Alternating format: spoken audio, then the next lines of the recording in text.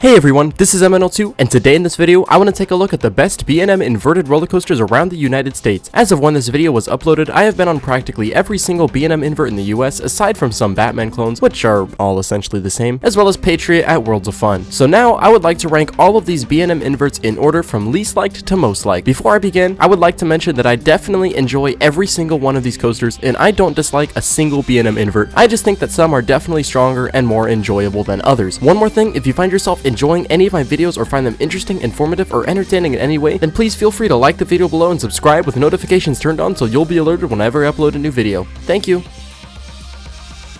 Silver Bullet at Knott's Berry Farm is probably the B&M invert that I am most familiar with, as it's literally at my workplace. And so I would like to stress how much this is an unbiased opinion, especially because I've pretty much always had this opinion about this coaster since long before I worked at Knott's Berry Farm. Once again, I do not think that this is a bad ride in any way. It's fun, smooth, and graceful. Furthermore, it is, in my opinion, the most graceful and least aggressive B&M invert that I've been on, period. It's no secret that Silver Bullet was not exactly built to be as aggressive or intense as some of B&M's other creations, and the ride experience makes that very obvious. This coaster simply lacks the aggression, whippiness, snappiness, and overall intensity that you will find on most other B&M inverted coasters. The first drop is extremely shallow, the zero-G roll has virtually no snap, and the only real gray out moment on this ride is the ending helix. Still a significantly better roller coaster than the other popular Ghost Town themed roller coaster in the park.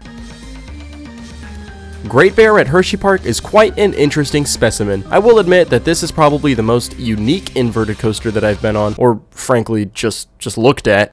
But in a sense, this ride reminds me of Silver Bullet in terms of lack of aggression and intensity. I will say that it is slightly more intense than Silver Bullet, and in my opinion, has a cooler layout, especially the first drop. Just look at that thing. Aside from the lack of intensity, the only other downside I find with this ride is the shorter ride duration and less overall elements that most inverts of this size manage to pack in.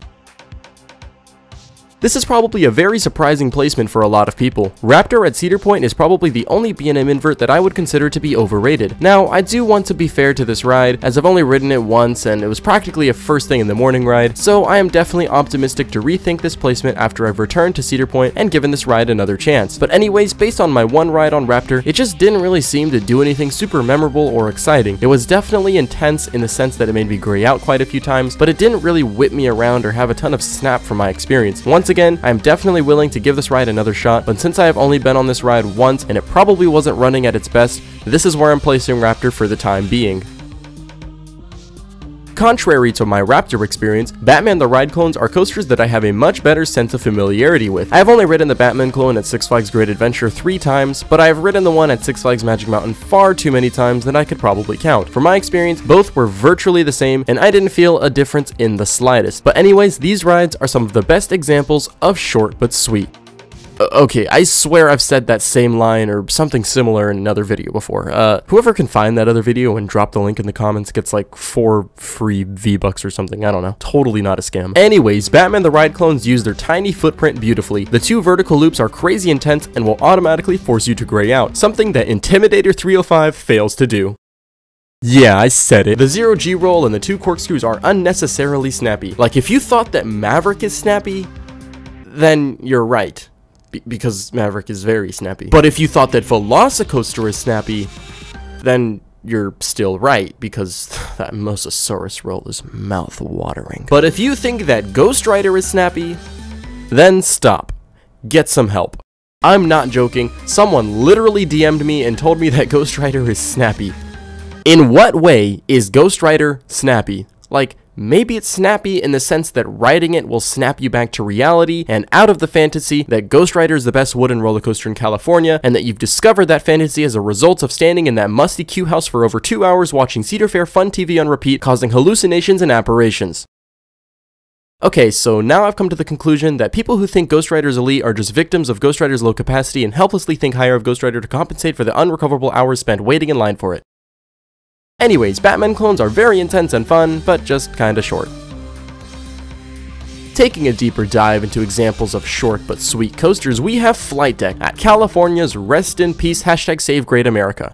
I hate capitalism sometimes. Anyways, Flight Deck is probably the most aggressive and intense B&M invert out there, but unfortunately, it suffers because of its ride duration. This coaster literally only has 3 inversions, 2 helixes, and that's virtually it. But all 5 of these elements are just freaking killer. Of all 11 B&M inverts that I've ridden, this one has the snappiest and most aggressive 0G roll. This is hands down the best 0G roll I've ever experienced on any roller coaster ever. The corkscrew is also fantastic, as is the vertical loop and upwards initial helix. The first drop is also pretty sweet, and as is the final helix over the water. Now more than ever, please make your way over to California's Great America to experience this monster of an invert before this park is gone for good and turned into real estate.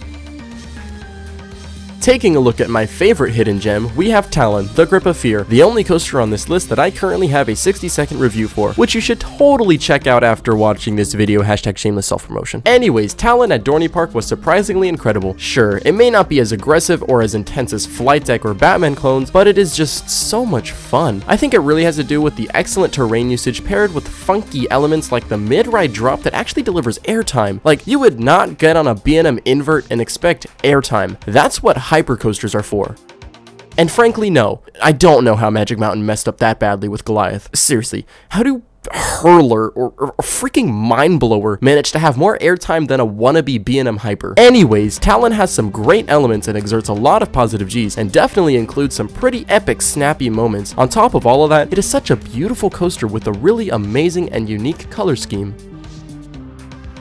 Some of you may be a little shocked that this isn't at number 1, and to be honest, I myself am a little shocked because number 4 sounds so low. But this coaster is freaking incredible. This is one of the snappiest and most intense inverts I've been on, and honestly, at this point in the video, there's really no downsides to the rest of these coasters. Like, I'm genuinely trying to think of a reason as to why I don't have this coaster at number 1, and the best I can do is say that I just like the next 3 even more somehow. There are 2 things, I guess. One is that the Batwing was just a bit less insane than another certain B&M invert's Batwing, and the other is that I have found a love for the more gigantic B&M inverts for some reason. But before we get there, let's move on to number 3. Holy smokes, this is quite a ride. Afterburn at Carowinds is such a phenomenal roller coaster and is by far the most aggressive and intense B&M invert that is under 167 feet in height. Like Montu, this has an absurdly aggressive layout with an even stronger Batwing in my opinion. Some people prefer Montu's, but from my experience, I feel that Afterburn's Batwing was just even crazier. And I got a pretty good feel for both. I believe I rode Afterburn around like 5 times, and I rode Montu around 12 times. Both rides I got to experience in the front and back, edge, and middle seats. The other best way I can describe Afterburn would be to just take everything I said about Flight Deck and then make it an actual complete ride. Seriously, Afterburn is literally just Flight Deck with a few more elements. Like, throw a Batwing on Flight Deck and boom, you have Afterburn.